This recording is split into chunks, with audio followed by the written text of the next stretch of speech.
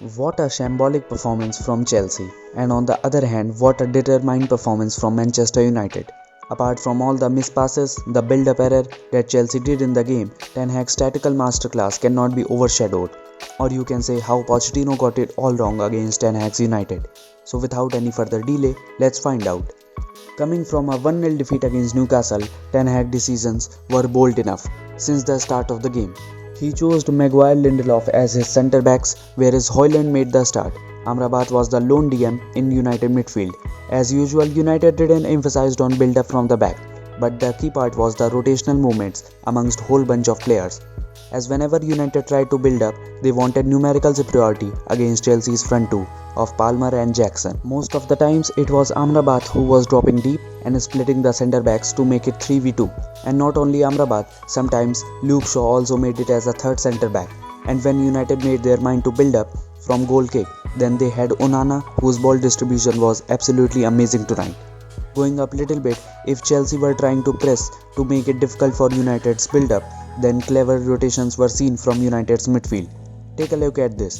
Here Lindelof got the ball, Shaw is inverted, and now look at Amrabat. He sees Shaw as a potential player to offer in build-up, so he moves into the right back position, leaves a lot of space behind. Look at McTominay, he simply comes in and United bypass the first line of Chelsea's pressure easily. And rotations were not only made at this phase only. At a front, United had a much unpredictable plan for Chelsea. As the lineup suggests, Bruno and McTominay were the two number 8s. And here Diogo Dalot played a crucial role, as he constantly inverted and made those runs in half spaces, which was basically trying to overload. Take a look at this instance. Here Amrabat drops deep, splitted up both centre backs against Chelsea's front two. Now Anthony has the ball, Colville steps up. Now you can see Dalot is already in that little half space, which attracts Thiago Silva. Now if you see little up front, it is McTominay who is making that run. There is still no Højlund in the frame. And now look at how much space is left behind. Had this ball been played once to Højlund, a little pass, Chelsea would have been left no chance to recover quickly after how much space was left. And these little movements created a lot of havoc for Chelsea, like how Scott McTominay presents and runs played a crucial role for United. Take a look here.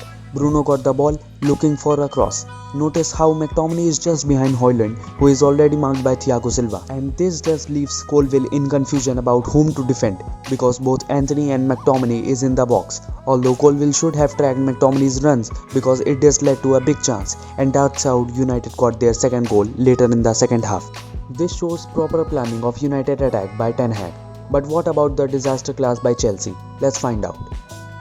So as usual, Chelsea started in a 4-2-3-1, where surprising was Cucurella playing at right back. I mean, we have seen him previously this season, but at the same spot, but tonight it didn't suited him. Chelsea plan was simple. Apart from patient build-up to open up United, they knew United would press them, and this season we have seen how good Chelsea are on transition. So Chelsea implied that transition strategy on United, and there were one or two instances where Chelsea really hit United on break but failed to score, but that's it. Because we have to praise just how good United were out of possession, especially their pressing. United set up in a 4-1-4-1 out of possession, with McTominay marking Enzo throughout the game, same with Bruno to Caicedo. But McTominay marking Enzo were more often seen. United pressed so high and compact and in triggers that when the ball is played through the central, we press. So Enzo has to be out of his position several times. And why I said Pochettino got it all wrong, here is why. More emphasis on central play, which means lack of threat from both wings, relying on Reece James in second half and Cole Palmer too. The main question is why more emphasis on central play? Yes, Chelsea got their goal from same strategy, but it doesn't mean that will work again and again, and it becomes much predictable. I mean, Mudryk played much inverted this game in comparison to others, and United identified it, and in second half there was no threat from the left wing. And not only Mudryk, the above images shows no plan and no one to pass. Basically, it was a complete derogatory performance by Chelsea. And on the other hand, United fought well and deserved to win. But what did you make of this Chelsea performance? And can they make it to the top 4 this season? Comment below.